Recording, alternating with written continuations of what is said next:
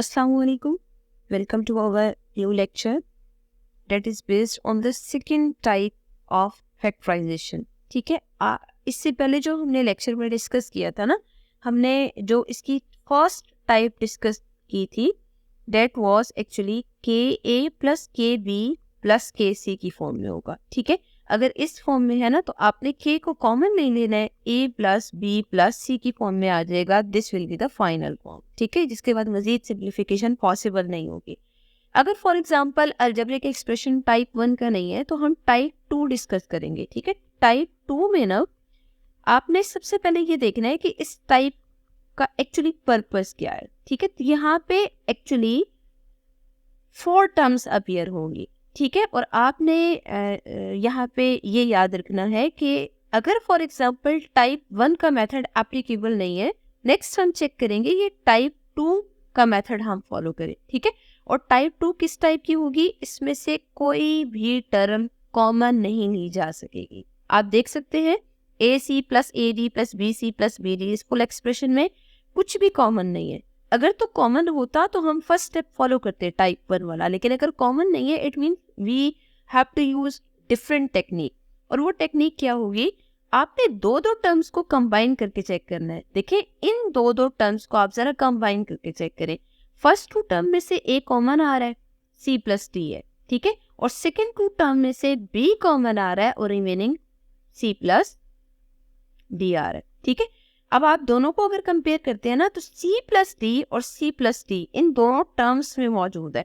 It means अब यहाँ पे C प्लस D कॉमन लेंगे और बाकी जो 2 रिमेनिंग टर्म्स बाहर आपको नजर आ रही हैं उन दोनों को सेकेंड फैक्टर बना के लिखते हैं. This will be final form.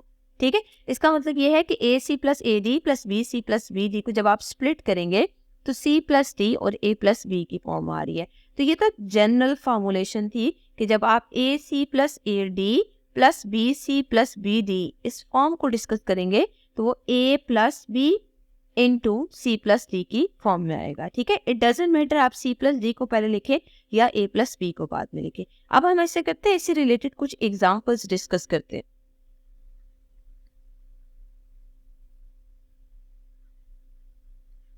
For example question is factorize x cube plus 3x y square minus 2x square y minus 6y cube. This is the algebraic expression and we have to factorize it.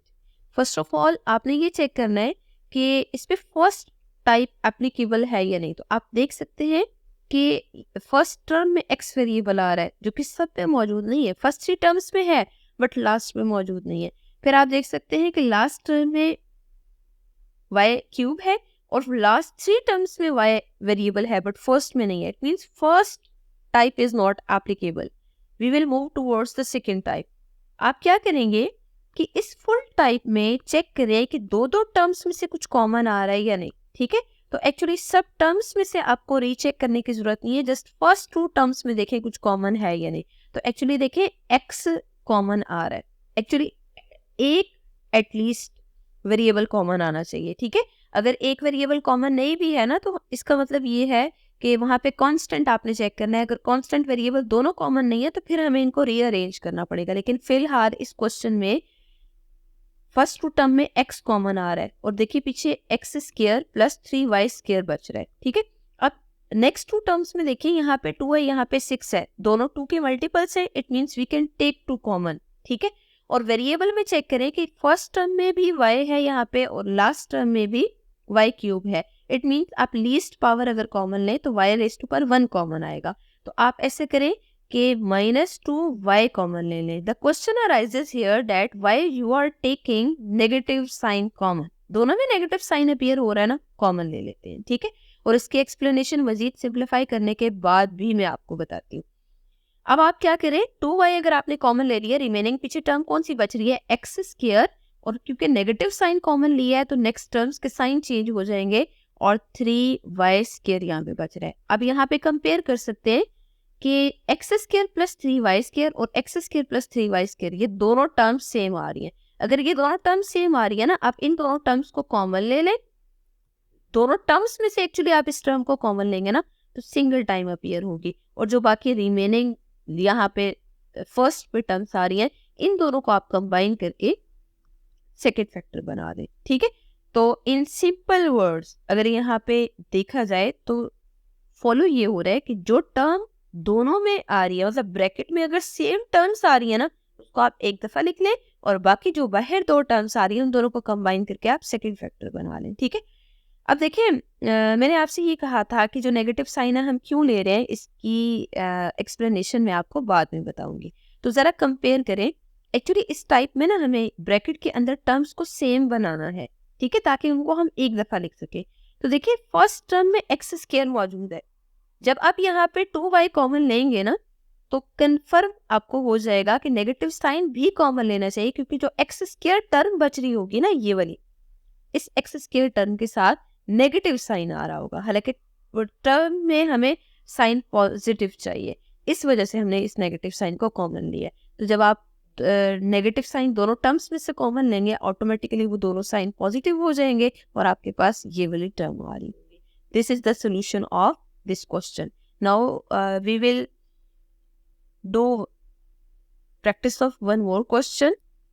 Now in the second question, 3xy plus 2y minus 12x minus 8. First of all, first two terms में y हमें common नजर आ रहा है, ठीक है, और numeric value में 2 और 3 एक्चुअली किसी सेम नंबर का मल्टीपल नहीं है, इट मीन्स ये दोनों कॉमन नहीं लिए जा सकते। ठीक है, आप क्या करें, इन दोनों में से जो टर्म कॉमन आ रही है वो कॉमन ले लें। y कॉमन आ रहा है, 3x plus 2 is remaining here. ठीक है, फिर आप नेक्स्ट टर्म पे फोकस करें, 12 और 8 अपीयर हो रहा है। 12 और 8 को देखें कि ये मल्टीपल्स में किस नंबर के मल्टीपल है। तो एक्चुअली अगर 4 देखा जाए तो 4 2s are 8 and 4 3s are 12, means आप 4 कॉमन ले सकते हैं। ठीक है, फिर उसके बाद आपने ये भी चेक करना है कि अगर नेगेटिव साइन यहाँ बाहर मौजूद है तो नेगेटिव साइन को कॉमन लेना चाहिए या नहीं। जब आप 4 कॉमन लेंगे ना, नेक्स्ट जो टर्म बचेगी वो एक्चुअली 3x बचेगी। तो आप यहाँ पे ना फर्स्ट टर्म को देख लें, ये 3x ही है और इसके साथ पॉजिटिव साइन है, it means you have to take this sign common. तो जब आप 4 को कॉमन लेंगे, वेरिएबल में कुछ भी कॉमन नहीं आ रहा, तो यहाँ पे 3x बचेगा, नेगेटिव साइन कॉमन, और 4 2s are 8, 3x plus 2 3x plus 2 दोनों में अपीयर हो रहा है, इसको एक दफा लिख लें और y माइनस 4 को कंबाइन करके आप सेकेंड फैक्टर लिख लें। ठीक है, तो मतलब आपने हमेशा इस प्रोसीजर को अप्लाई करके जब आपके पास 4 टर्म्स अपीयर होंगी उनमें दो को कंबाइन करके कॉमन लेके आपने इस मेथड से फैक्टराइजेशन करनी होगी। But before starting this method, first of all you have to check that if type 1 is applicable, then apply type 1 first and then apply second type। ठीक है, तो ये दो टाइप्स हैं जो हमने इन लेक्चर्स में डिस्कस किए हैं। इंशाल्लाह in the next lecture we will discuss one more type which is different from these two types।